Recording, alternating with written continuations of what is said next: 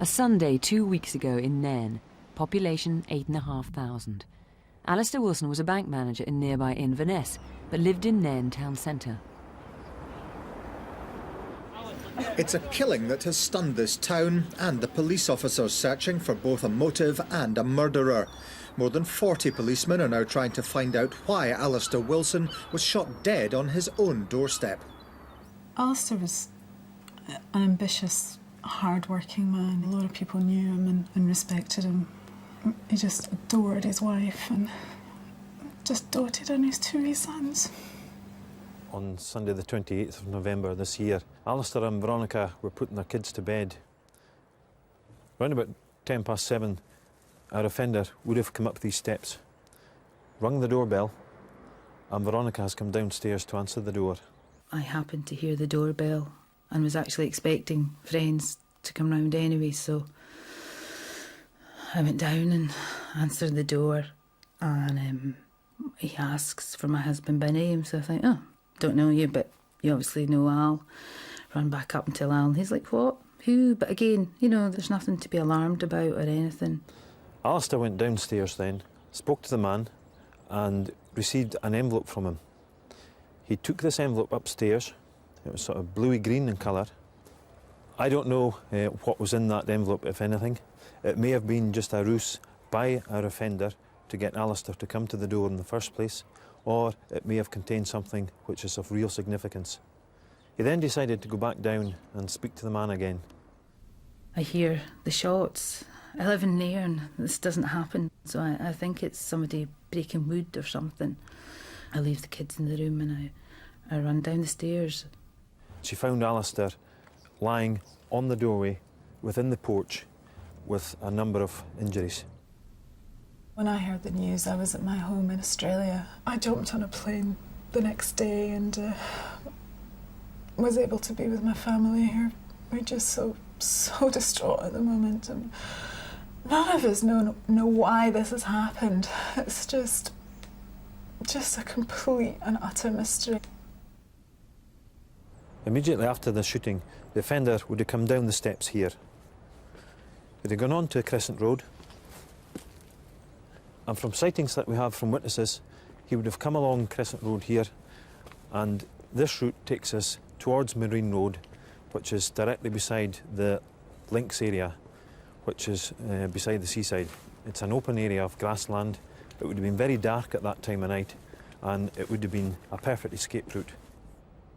I just can't imagine not knowing and being able to move on from here. And I need to be strong. These boys need to have a future, but I can't give that to them until I have a better understanding of what's happened. So yeah, we just need to catch this person and to find out why they did this. Veronica's lost her husband. These boys will never have a daddy that they will remember because they're so young. Mm. Not only that, he's violated their home, which they feel they're not happy to go back to. I mean, a complete upheaval in every way. And we have lost our only son. Well, Alistair Wilson's murder remains a mystery. The description of the gunman's been circulated widely in the Inverness area, but it's not rung a bell with anybody locally. Think again. Could it be a local man? Perhaps a customer of Mr. Wilson in the Bank of Scotland in Inverness. He's late 30s, short and stocky, maybe around 5'4", maybe a bit taller. He had short, dark hair, but was wearing a black baseball cap, dark jeans, and a black bomber jacket. Well, Peter, the most baffling thing about all this is a motive, isn't it? I mean, you've looked into Alistair's background. Was there anything in there that could give any clues? That's right. We're into the third week of this investigation now. One of the main areas we've been focusing in is delving into Alistair's background, both in terms of his professional life and his private life. So far, we haven't turned up anything at all which could account for his brutal murder. Now, you heard his wife there saying that, you know, things like this just don't happen in Nairn. That's right. It's about 1987 since there was a murder in Nairn, and throughout the north of Scotland, these type of offences are extremely rare indeed. This is an envelope rather like the one that was presented to Alistair at the doorstep. He then went upstairs with it, then came back downstairs with it. What was that all about, as far as you can tell? That's right. Veronica Wilson has viewed a number of envelopes, and this is fairly similar to both in terms of colour and size. I don't know what was in that envelope. If anything, it may have been just a ruse to get Alistair to go to the door. What is significant is it hasn't been found at the scene, and the inference is that it was taken away by the suspect. Now, what about the gun? Because you've announced on the news today that the gun that you found a few days earlier is the gun that was used in this murder. That's right. It was found down a drain in Seabank Road in Nairn, which is very close to the A96, the main thoroughfare through the town. That's where we can see the blue dot there. That's the blue dot, which is within a mile of the crime scene itself. The crime scene where the red dot is. That's correct. There's one person you want to eliminate, in particular, isn't there, from this inquiry? That's right. We have information about a man who was on the Inverness to Aberdeen bus. It left Inverness at 6:05 that Sunday evening. He got off the bus at the bus station in Nairn at 6:47. He then walked down the main street past the police station towards the general area of Crescent Road. We haven't been able to identify this man yet, and I would ask him to come forward. He's described as being in his mid-30s. He's 5'9" to 5'10", very muscular in build, quite a large neck.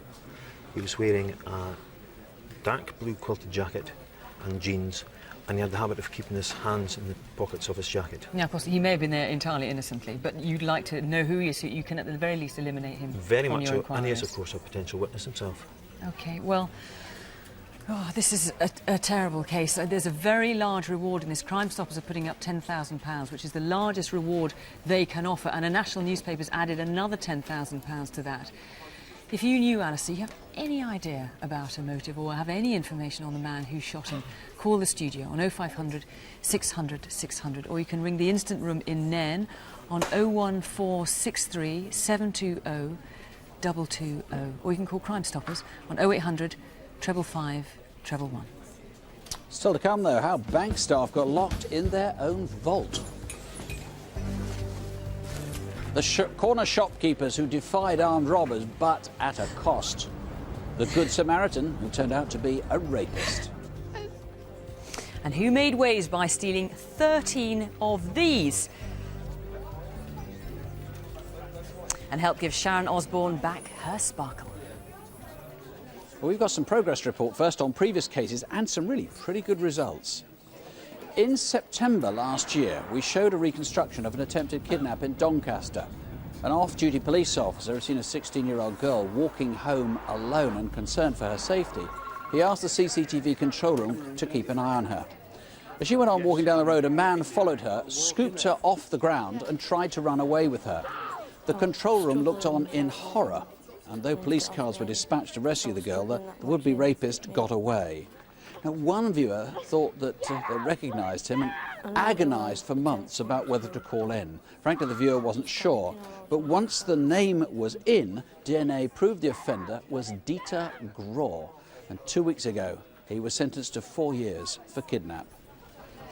Jason McCready was caught as he tried to burglar a garage, but he drove away with the police officer leaning through the car window, trying to grab the keys. She was thrown from the car and was seriously injured. When we showed this photo 2 years ago, a dozen viewers called to help, one giving his whereabouts in Thailand. As a direct result, he was arrested in May when he returned to the UK, and 3 weeks ago was sentenced to 27 months. Progress on a case independently of some, 30 calls to Crimewatch, though police say they helped too. Felicity Paget was stabbed to death in her home in Portsmouth, and a footmark was found in blood outside her home. Now, we can't tell you the inside story yet. What we can say is that 3 people have been questioned and are out on bail. And now a chance to bring 6 more people to justice. With the background, here are Chief Superintendent Jeremy Payne and PC Jonathan Morrison. We're hopeful for some good results here. 6 faces, try and remember them. They're all wanted for serious offences. This is Anne Mao. He's wanted for an especially unpleasant murder.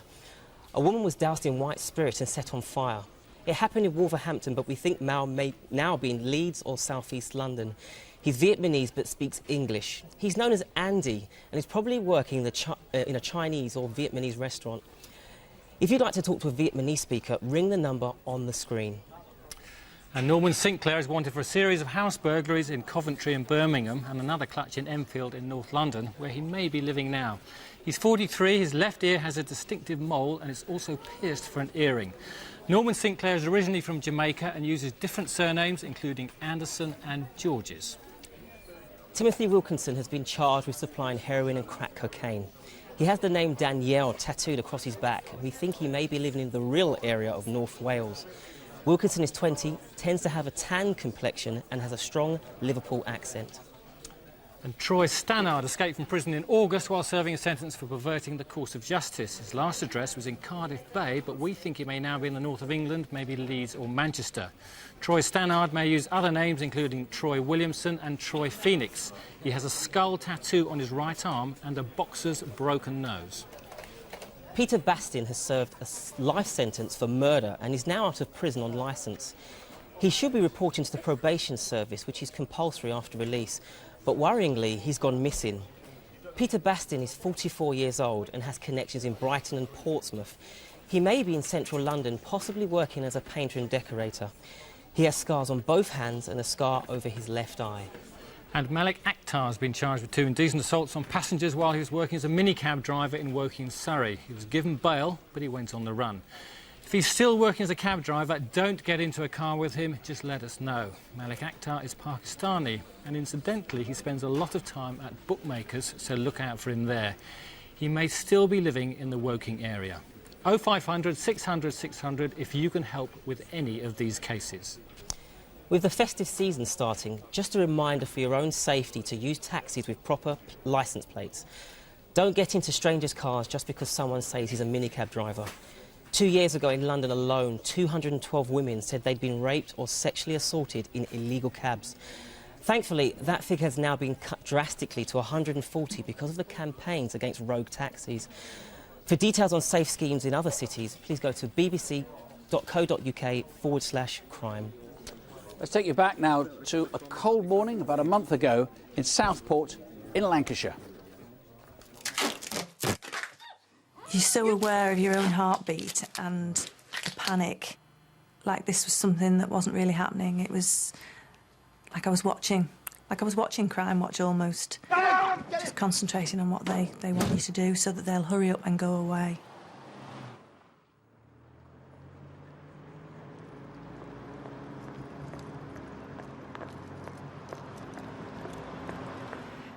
Anybody along? Oh, just a minute. Freezing in it. I know. Let's get on and get kettle. We arrived at the branch and we both have a routine, getting the computers up and running, various pieces of administration, and Hannah made a cup of tea. While we just normal chit-chat and getting on with the day.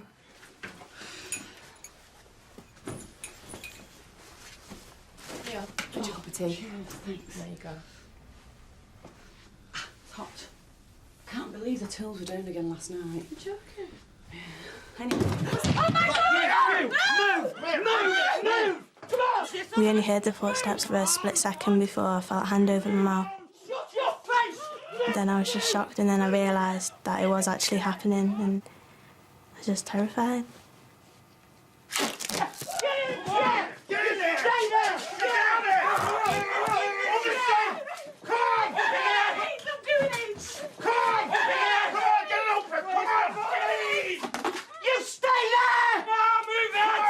One of the blokes was really aggressive. He was threatening that he was going to cut me or slice me if I didn't manage to get the keys in the lock.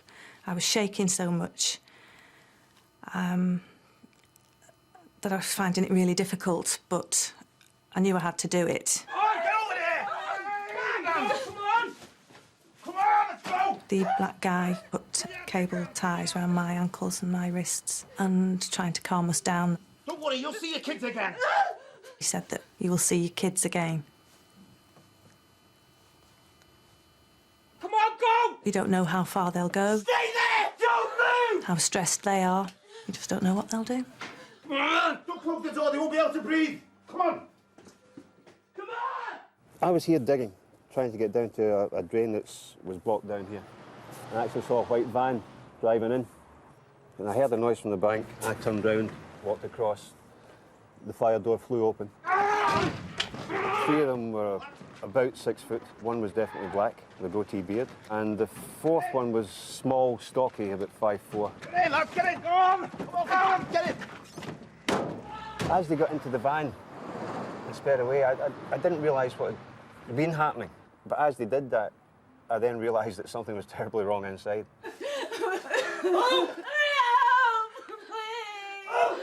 A workman appeared, a bit scary, because as we saw him pass the safe door, he was also dressed in blue. And for a minute, we both thought, oh my God, they're back. I didn't realise who he was at first until he sort of said what's going on, and then I was just really relieved, and I just was glad that someone had come so quick.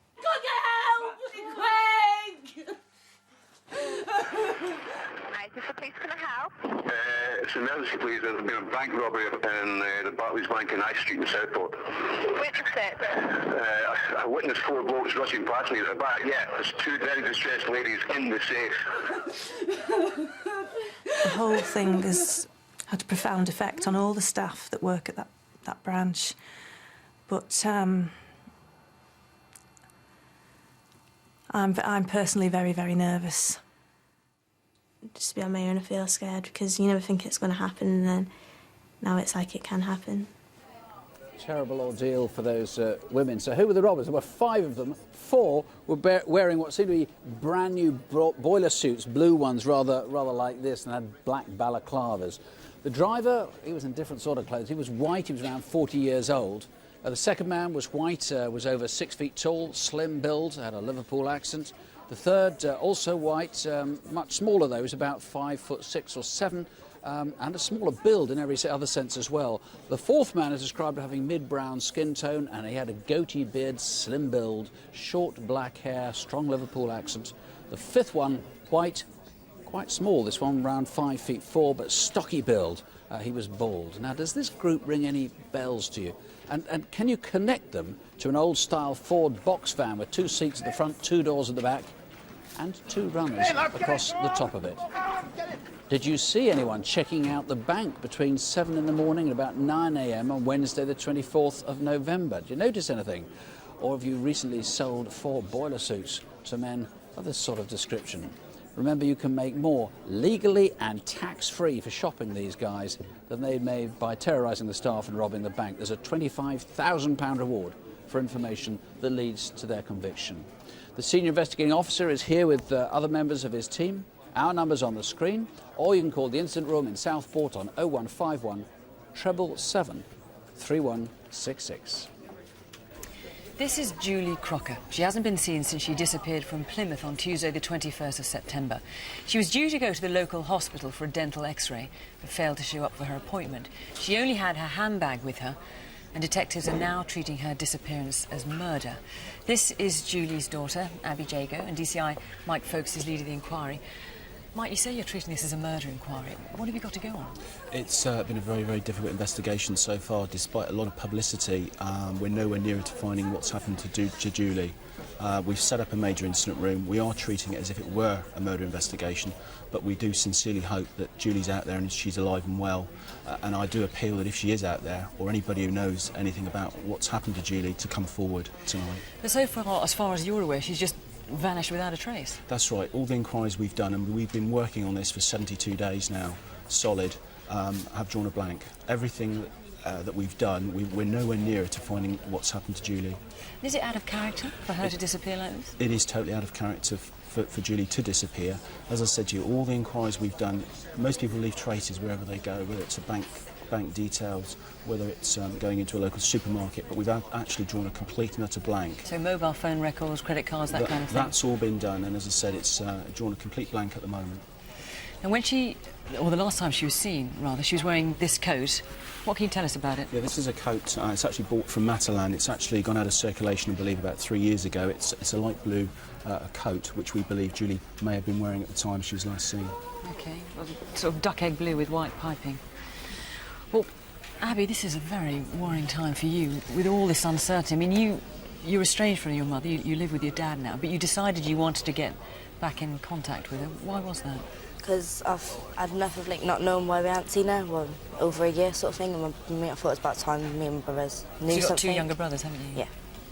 And it was your 16th birthday, so you wanted to see her? Yeah, I mean, what happened when you went to find her and you knocked on the door? How did you find out she was missing? my mum's boyfriend said he hadn't seen her for a while, so I just sort of, I didn't know how to react. I was sort of like, oh, okay, and sort of just went. And were you worried by that? Yeah, because someone doesn't just disappear without letting someone know. So what, you reported it to the police, didn't you? Yeah, next day. And how much does it mean to you to find out? I mean, as you know, the police are treating this as a murder inquiry, but it could be that she's just gone off somewhere. Yeah. Well, like I said, no one just disappears out of nowhere, and if anyone does have any information, then I'd be really grateful to if someone rang up and let someone know. I mean, that's what you want, isn't it, tonight? Yeah. You want someone to call in and at least end the uncertainty for you and your two younger brothers. Yeah. Even if it is bad news. You want to know either way?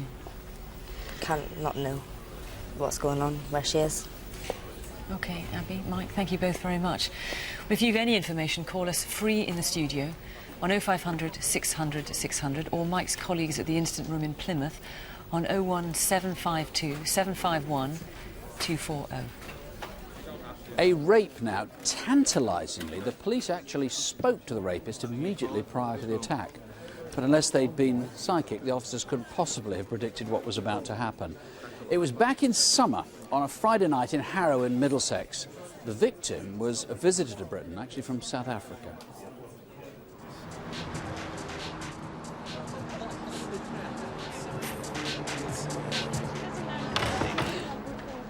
All my mates from work had arrived at the pub. We'd managed to get a table in a quiet area, so I was having a few drinks with them. I wasn't having a great week, and I ended up having an argument with one of the guys that was there. What did you anyway? Remember, I wasn't there for Monday and Tuesday. I was a little bit upset, so I pretty much stormed out. I'm trying to give you good advice as a mate.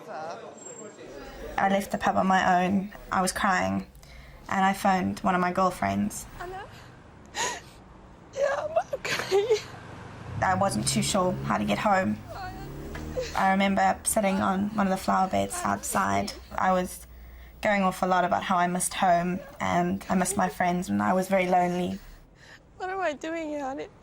I didn't see him walking up towards me. I just remember my phone being taken out of my hand. I know, I was just walking past and she's crying. She's really upset. He was actually pretty well-spoken, which calmed me down. And he was just so reassuring. And I think because I was homesick and I was lonely and I'd had a fight with one of the guys, I thought it was nice at the time that somebody had offered to help. Do you want me to pass it back to you? Here she is. Yeah, no, he's fine. He's fine. He's going to give me his card. Listen, yeah, OK. Oh, I've just had a terrible He was week. between 20 and 25, mixed race, dressed in a light-coloured shirt, and he had a chain on. I just really, really need to go home, I think. This is when the police patrol came by and stopped. They warned the man not to use his mobile phone when driving, but though his passenger may have been drinking, he clearly hadn't, so they drove on. Town centre CCTV then picks up a passer-by. It's now 5-1 on a Friday night at the end of July. It's just possible this man noticed something and remembers it. If it was you, please call. But we do know about the car. It's a silver MG RZ with alloy wheels. I remember him saying to me, "Oh, you shouldn't be so upset." He had an air freshener hanging from the shape of a Christmas tree. The music was nice, and I remember asking him what his name was, and he said to me his name was Asher, and I thought it was really funny. Not Usher. Yeah, it is What's Usher. your name? You don't believe me? No. We'd driven around for quite a while, and I didn't recognise any of the area, so I knew the direction we were going in wasn't to where I lived. I was thinking, you don't know this guy's name, and he said, "Don't worry, I'm going to drop you off at home." The alarm bell started to go off.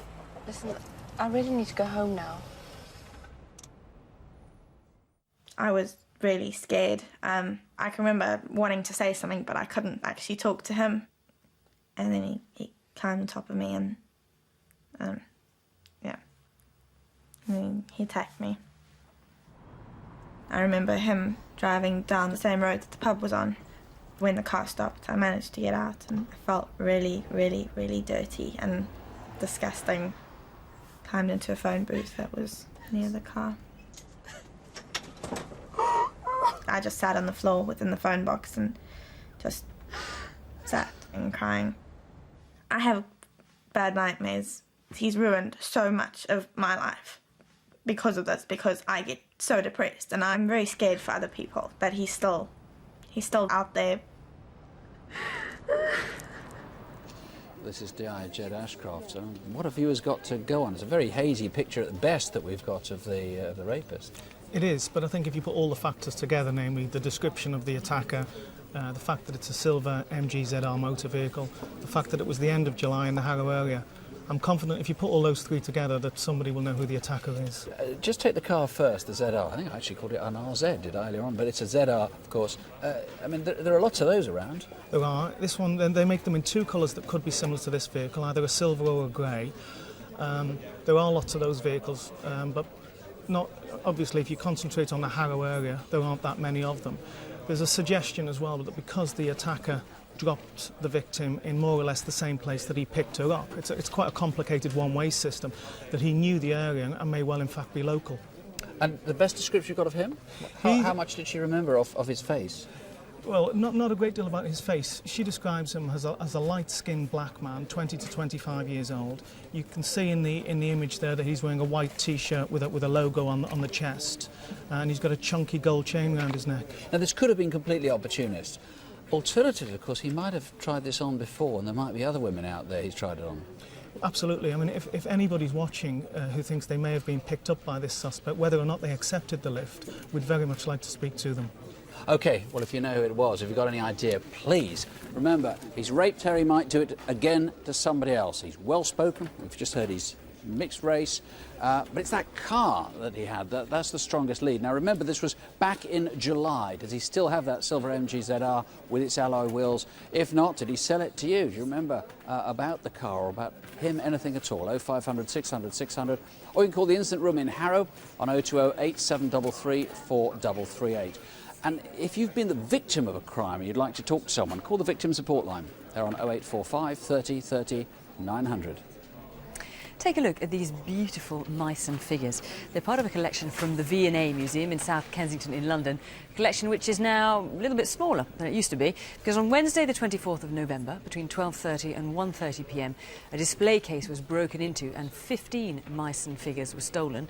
Well, Paul Hayes, you're the expert in this kind of thing, and certainly the thieves appear to know their stuff. Well, these really are the Rolls-Royce of porcelain manufacture. Now, these are made in Germany right at the beginning of the 18th century. Now, the Chinese had the secret of making true porcelain for over 2,000 years, but there's a great race on to throw away half a dozen of these figures before you'd have one that was perfect like this.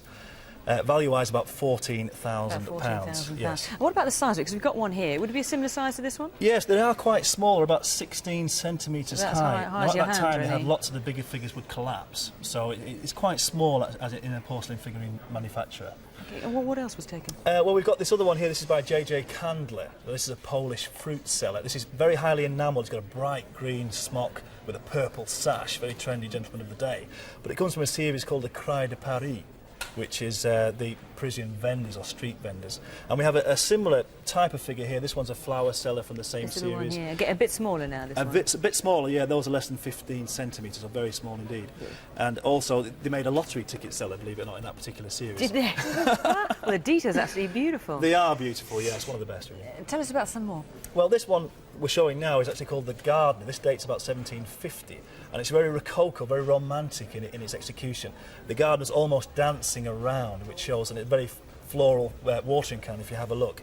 This one, a very similar one here, which is actually a cook of the same period. But if you look at his facial features, they're very, very similar, very angelic, a bit like yourself, if you like. Oh, yeah, sure.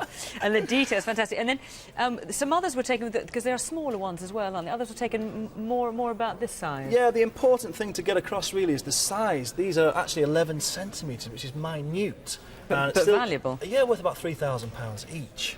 So what we're looking for really is anybody who may have had these offered, or anybody who specialises in the whole history of porcelain, and very often the smaller items are forgotten, but they are just as valuable.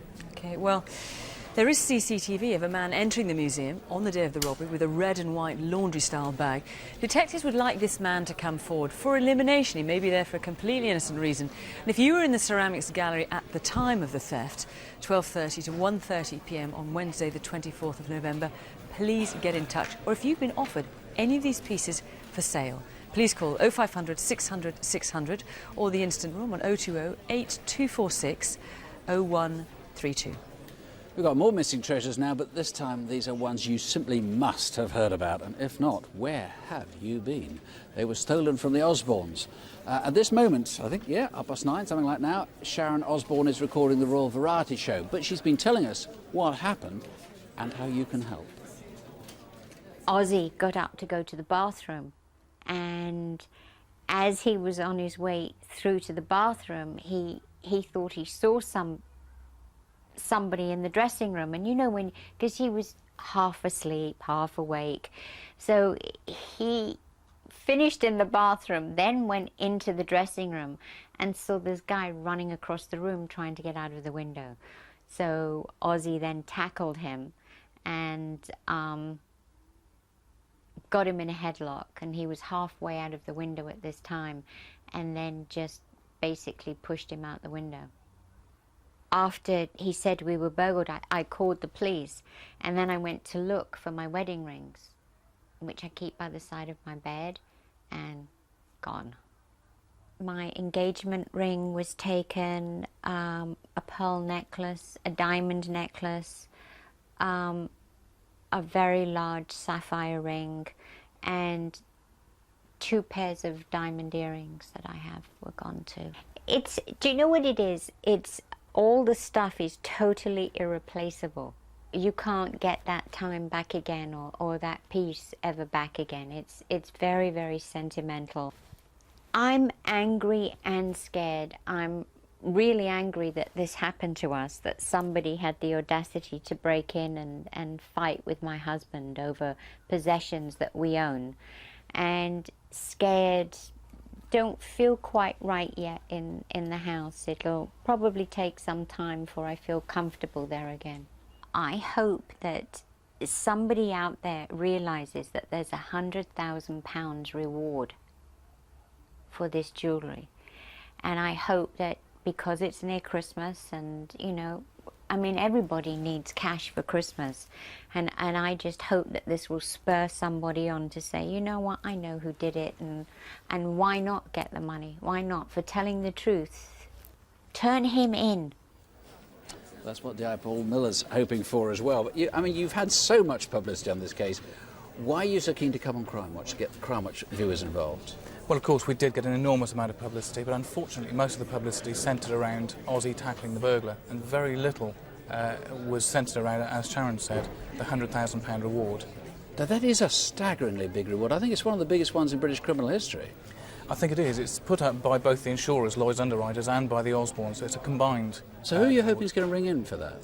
Well, we're hoping that somebody out there knows where the jewellery is or who committed this crime, and either a girlfriend, an ex-friend, or somebody who just wants to earn themselves this £100,000 reward. Somebody does know where this stuff is.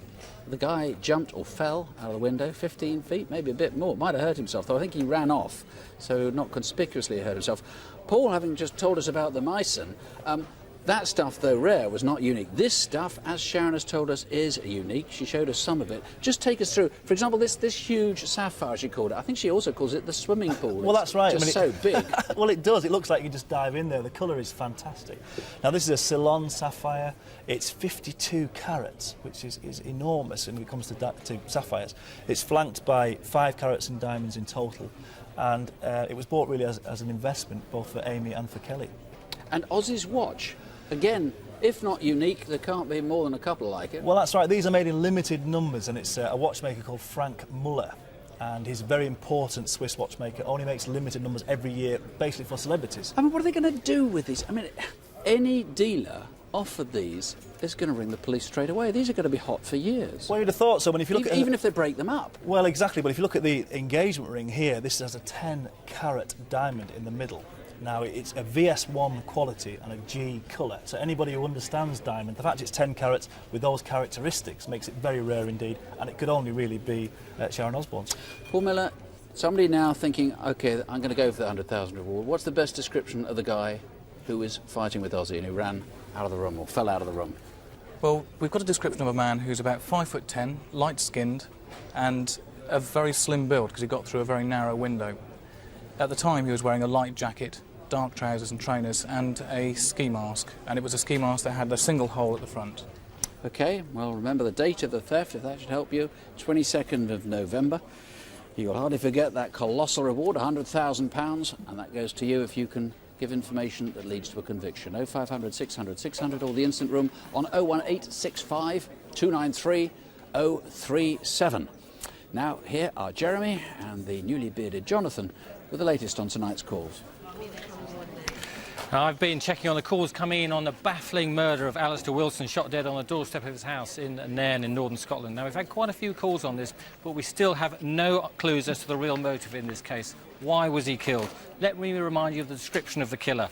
Short, around 5'5", 35 to 40 years, stocky build, wearing a dark baseball cap, shiny dark blouse-on jacket.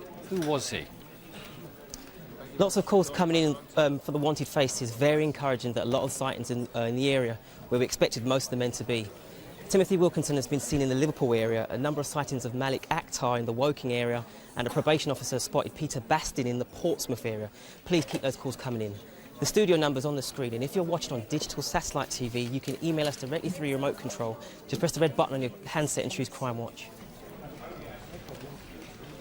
And now, how two very brave people stopped a robbery, but at a cost.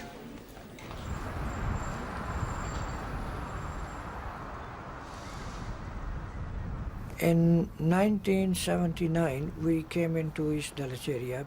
12 first-class stamps and 40p change, please. Thank you. Our customers are very, very good, very helpful, and they are very cooperative. Got a good community feeling. Morning, Ruby. Good Excuse morning. me. Thank you. And we live just like a big family. Most of the times we have some jokes and all these things, and they're really friendly. I named the shop as Lily Stores and Post Office so that everybody knows that my wife's name is Lily.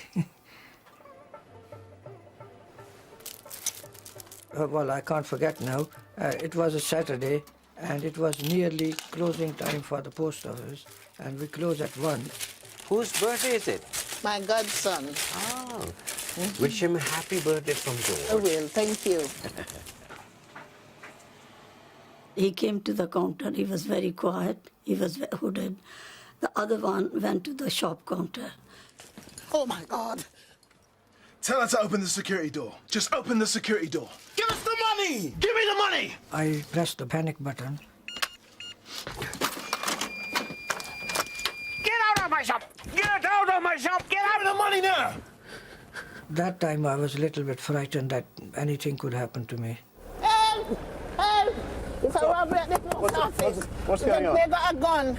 Give us the money! The police are coming! Give me the money now! I told you to open the door. No! George! George! Is that the guys? Yes, please.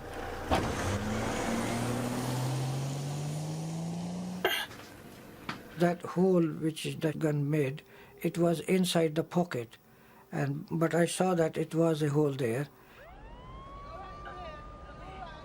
And then I told her that you shouldn't worry and just relax, and it's me who has been shot, and everything will be all right.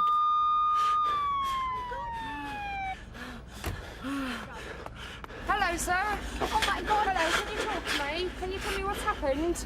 My husband went to 8-hour surgery. He was on a ventilator for 4 days. Every second, every minute was like 10 years for us, for me, for my daughter, my whole community. Mike Delta from Mike 2-1. At that moment, I didn't know what's going to happen to my husband, whether he's going to have brain hemorrhage, whether he is going to have a stroke. That's a terrible feeling. That's right. Well, the bullet just missed his heart. Take a look at these CT scans. They show how it fragmented in Mr. Narula's body. Here you can see two pieces near his spine. Look there, where the arrow is. And this is the part that penetrated his liver. Now, they can't be removed because it would be too dangerous. DCI Keith Butler might easily have been heading a murder inquiry. They were very brave, Keith, weren't they, fending off those gunmen like that? It was incredibly brave and also incredibly lucky. As you can see, it's close enough with the bullet to the spine, but it's even closer to a major blood vessel, which the doctors say could have been fatal if it's penetrated. Well, at least you got descriptions of the two men, haven't you? What can you tell us about them? The first one, the one that shot Mr. Narula, he's a black male, light-skinned, aged in his early 20s, slim build, about 6 foot tall. He was wearing a biscuit or beige coloured top, possibly a hoodie. He's got very noticeable... You mean with the hood up like that? That's correct, yeah. And he's got very notable gaps in his teeth, Mr. Narula noticed. The second guy, again aged in his early 20s, again a black man, but slightly darker skinned. He's a bit short, about 5'10", quite a stocky build, with dark clothing, a dark top, again possibly a hoodie. And the fact they're wearing hoodies should be quite noticeable because the 4th of September was an incredibly hot day, and any young lad going out on that day taking an extra top with them would have been unusual. Yeah, it would have been sweltering, so people would have noticed that. What about that getaway car, the Ford car? It's a bit unusual, isn't it? A very unusual getaway car. And for even an more armed robbery, absolutely. Exactly, yeah. And it's two-door, not the fastest car in the world. And also unusual is the fact it's not been reported stolen either before or afterwards, which could indicate that they had access to the car and they borrowed it from somebody else, either wittingly or unwittingly. Whereabouts did it go after? Well, I say the robbery. They didn't get away with anything, as it turns out. No. But where did they go afterwards? They went down Sylvester Road towards Barry Road in East Dulwich, and that's the last we've seen of the car. And there is a reward, is it? The post office have just said they're putting up a reward. The post office are offering a substantial reward leading to the arrest and conviction of these men. OK, well, Mr. and Mrs. Narula had run their shop for 25 years. They were just about to retire. So help catch these two men before they kill someone. 0500 600 600 or the Crystal Palace incident room on 020 7230 2061. And now here's Chief Superintendent Jeremy Payne. Now, I'm trying to identify some men who've been caught on camera. Between them, they're wanted for armed robbery, deception, theft and handling stolen goods. Tell us where we can lay our hands on them tonight.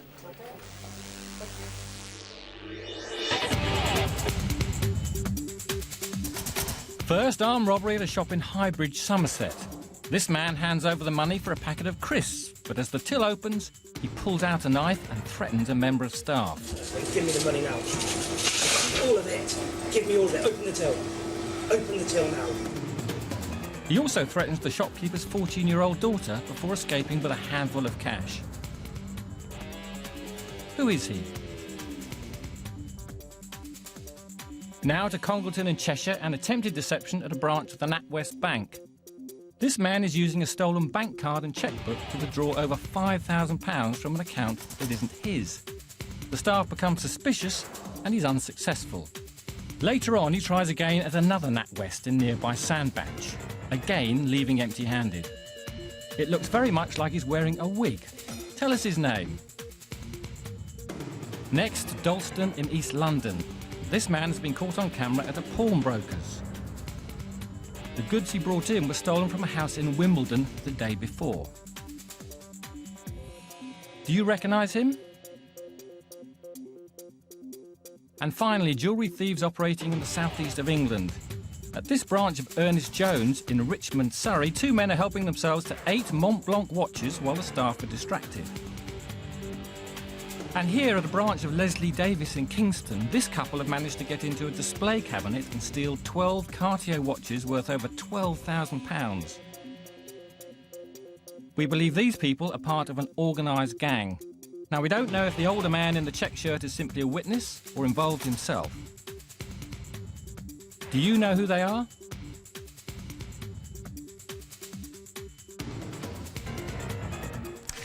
Don't let them get away with it. 0500 600 600 if you can help. You can call in tonight and identify one of those men. Their face could end up on here. Now, the photo we're going to show you here, all these men have been convicted thanks to Crimewatch viewers. Let's see if we can take a look at some of them. We'll show them in a minute, but let me tell you a little bit about some of them. Marlon Myrie, Donovan Williams and Perry Lewin. They were captured on CCTV. Here they are, our three villains. They were captured on CCTV, which we showed in March. They were robbing a branch of the Alliance and Leicester in Hemel Hempstead. As a direct result of calls to Crimewatch, all three were identified. Marlon Myrie got 9.5 years. Donovan Williams, he got 6.5. And Perry Lewin got 6. And Delroy Edwards, there he is up there, he was wanted for assaulting a child. And after Crimewatch appealed for his whereabouts in March, he handed himself into the police and was charged with wounding and cruelty to a child. In October, he was found guilty and sentenced to 8 years. In July last year, Crimewatch featured a £250,000 jewellery theft at a hotel in Knightsbridge in London. And on the night of the programme, 4 viewers gained the name of Stephen Ward, there he is, as one of those involved. Police surveillance confirmed Ward's part in the theft, and it brought them to another suspect, Robert Mercati, and both men pleaded guilty, and in June they were sentenced to 18 months. See, your calls make things happen. So please ring if you can help with any of our cases tonight.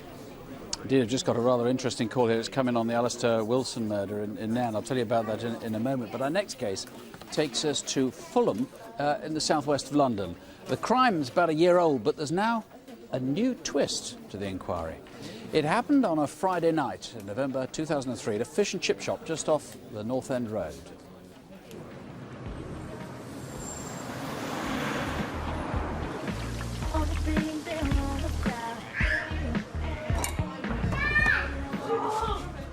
George was running it for 16 years.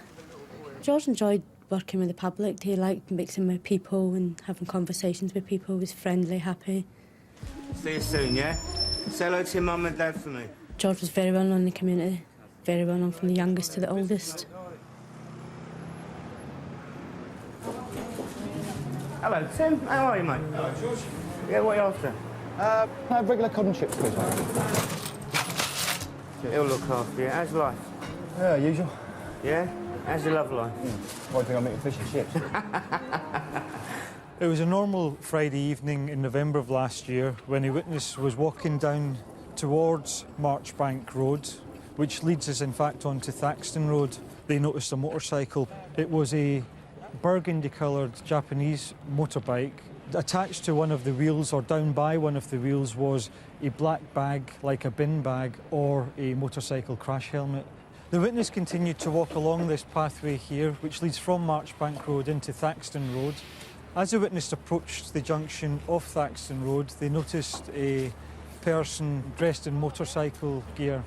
The motorcycle man was described as of Middle Eastern appearance. He was in his 20s and he spoke in a foreign accent.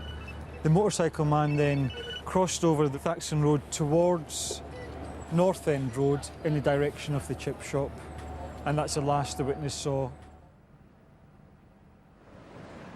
At around the same time, a local resident was walking along North End Road, just along from the fish shop. A man standing in a doorway caught his attention. He seemed in his early 40s, around 5'10" and stocky, and had dark, short, flat hair and sallow skin. Nasser was George's brother. He came over from Egypt for a holiday. We came here for a month. George was like Nasser's dad. All right, ladies, yeah? Best chippy in town, yeah? Yeah. Hey, Tim, did you see the football last week? Yeah, Southampton. Didn't stand a chance. This is my brother, Nasser. Hello, mate. Hello. He's over here for a few weeks. Hello, mate. Thought I'd show him the sights for London, you know. No, what, starting here, yeah? Of course, mate, yeah. Go on. See you later, boys, right? See you later, George. You could never ever tell a time for George on a Friday night. Sometimes he'd come home at 7, 8, 9, 10, depending how busy he was. He would never walk out the shop if it was busy.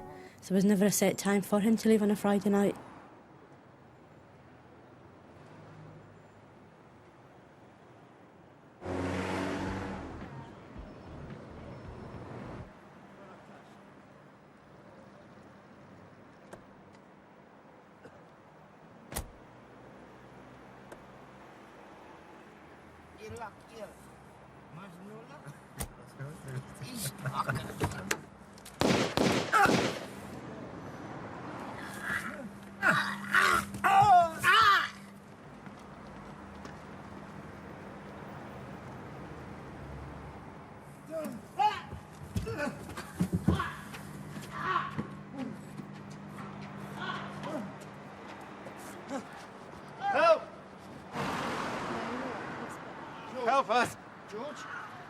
Oh my God!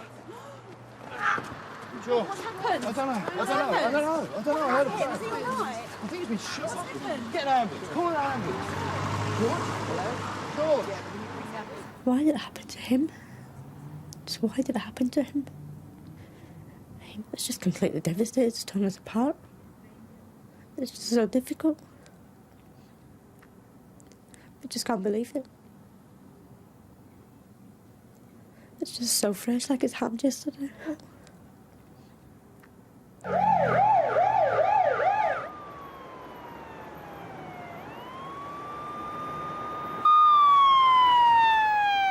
OK, the first thing we need to do, clearly, is to eliminate the two men who may have had nothing to do with the murder. That's the one in the motorcycle gear, and the stocky guy was in the shop doorway. Remember, this all happened a year ago, but because of the murder, you might just remember being there on that Friday night, Thaxton Road, just off North End Road in Fulham. But, as I say, a year on, things are suddenly moving on this case. There is now forensic evidence that the police have not made public. There are hopes tonight that several viewers know enough about who did this to call and collect a £20,000 reward. But there's at least one person who's speaking already.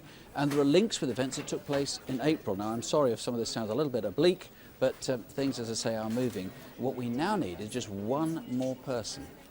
One person who can tip the scales. Let me repeat the reward, £20,000. If you know something, you can speak to the top detective confidentially, and after making contact, if you decide you don't want to proceed, well, you don't have to. If he can reassure you sufficiently, though, you can put a dangerous man out of harm's way and earn a cool £20,000. 0500 600 600, or the Instant Room in Fulham on 020 8358 0600. Now, our next case is the unprovoked stabbing of a man while he walked home from work in Crawley. Now, with some great clues, so there's every chance that tonight we can catch the two men responsible. On Sunday, the 31st of October, our victim, who's shown here, who doesn't want to be named, was attacked by two men wearing Halloween masks. He was stabbed 13 times, but thankfully he survived. Now, this is the sort of mask that the attackers were wearing. Now, I've got some CCTV to show you now, because following a local appeal, a cashier from Asda store in Crawley called to say that on the same day as the attack, two men bought Halloween masks and a kitchen knife. The first man is 5'11" to 6'2", with broad shoulders, in his late 20s to early 30s, with short hair cut close to his head. The second man is shorter at 5'9", also late 20s to early 30s. Do you know who they are? The cashier particularly remembers them because he questioned the two men about their motive for buying the knife. Now, I have here a knife which is similar to the one that they bought. And the final clue that we have is that following a detailed search of the area, a map was found in a drain. It's hand-drawn and shows the local area with an X marking the spot where the victim was attacked. On the other side, there's a page of doodles and numbers with vague handwritten notes. Can you identify this writing?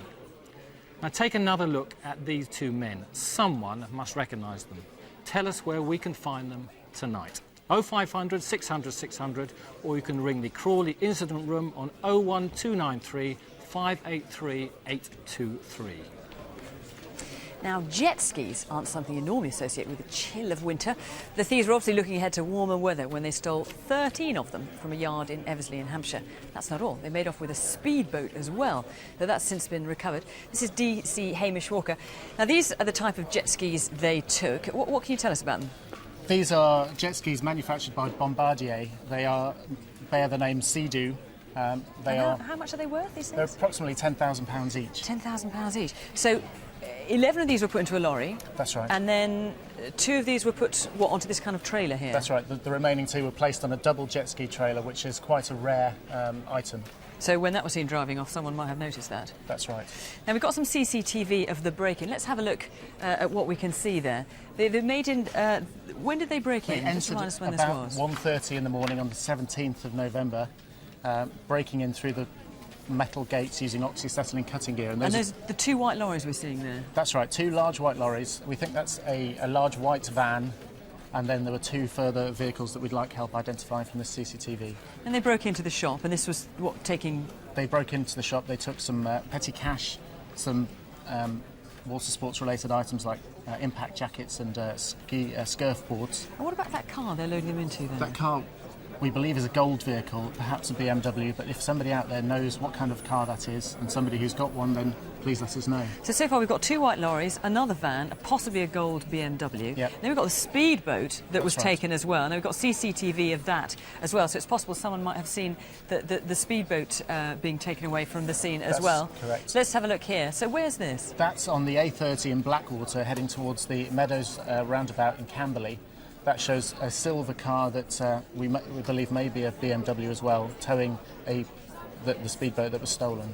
Now you actually got that back because at a later date they had a crash and left the speedboat and took off. So you've got the speedboat back. We got the speedboat Still back. got to get the jet skis.